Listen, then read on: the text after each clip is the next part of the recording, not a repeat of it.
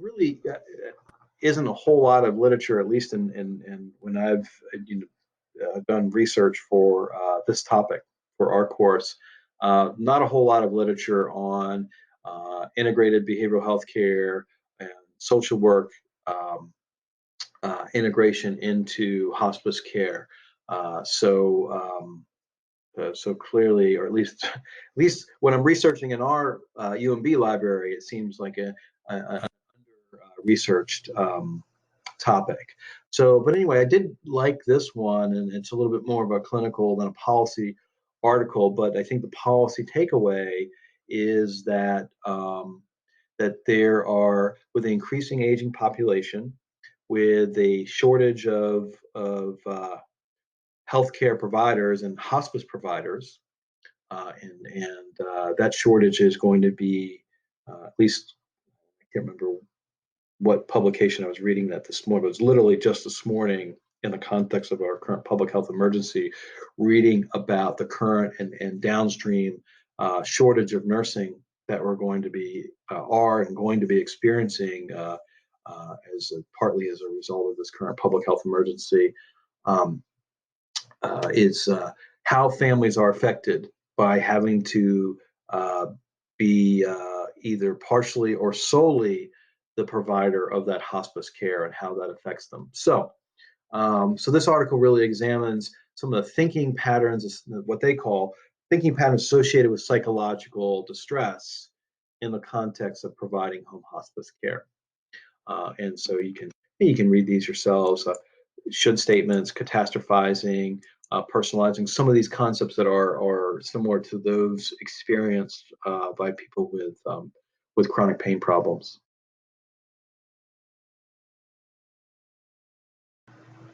So this is a little bit more of the policy aspect. About 1.5 million folks or individuals are involved in some hospice agency and or hospice type of care. And this kind of breaks down where and how people receive their hospice care. 42%, well, first of all, over half receive their care in the place of residence, and 42%, almost half, are in situations where their hospice is at home, and it's at least partially provided, if not fully provided, by spouses, adult children, other relatives, and friends who don't have any mechanism to get reimbursement for that care. Let me restate the end of that last point.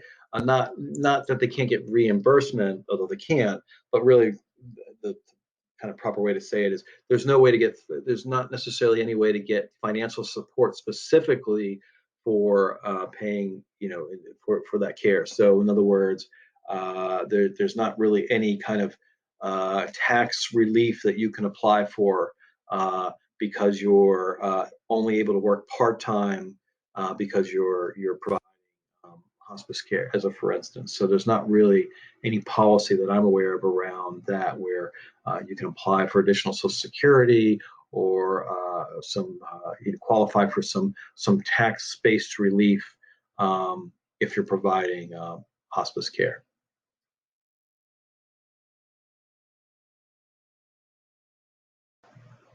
So no surprise here, right, that hospice caregivers, whether professional caregivers or family caregivers, have, quote, significantly higher rates of both anxiety and depression.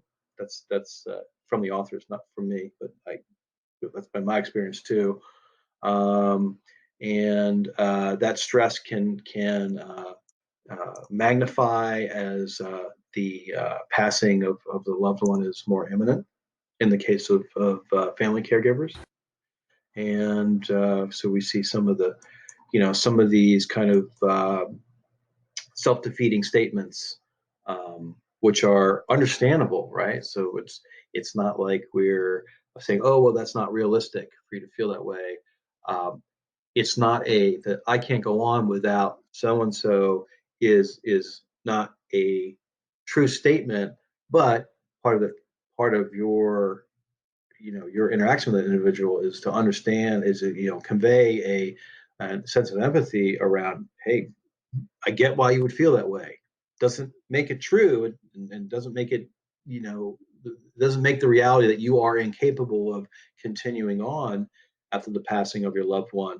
But it certainly makes perfect sense that you might feel that way.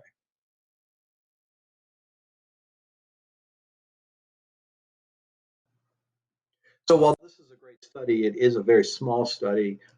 So 23 participants received 3 CBT sessions, and I thought you might be interested in the demographic breakdown of those patients. Um, Unfortunately, this is, and the authors I think even say this themselves in the article, that particularly the ethnicity part, although the gender part may be a fairly accurate representative sample of who actually is providing the care, the racial breakdown, not so much. I'm sorry, I meant to include the Asian and Pacific Islander in here in my circle box. So that.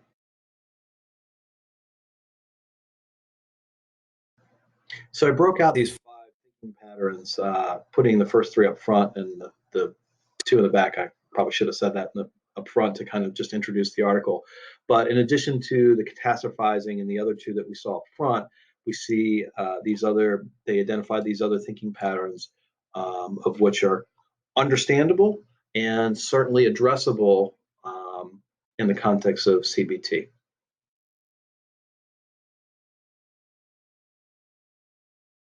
So, in conclusion, the authors proposed that better understanding these 5 thinking patterns, at least to put some framework around the cognitive experience of families who are loved ones who are taking, providing hospice care, allows us to kind of hone in and tailor our kind of behavioral therapy to the specific stressors and cognitions associated with those involved in providing hospice care for a loved one.